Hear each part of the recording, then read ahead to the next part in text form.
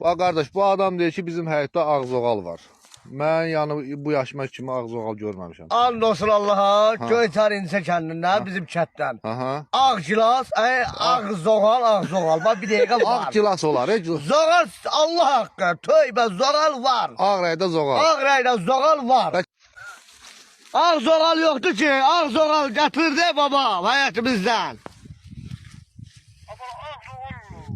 Aman ne sen de bunlar ağırlasak, bu deyirəm var da. Kişi deyir yoxdur da. Allah hakkı bizim hayatta var idi, yanıma gelir o şey, rahmetli. İşini boyuna koydu, yüzüncüz mü? Sim Arvatçıl tarafta var idi.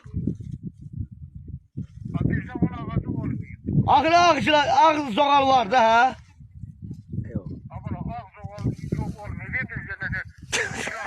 Açını boyuna. Ha yok ağ zoğal olur ya yok. Bana bir tane bunu de.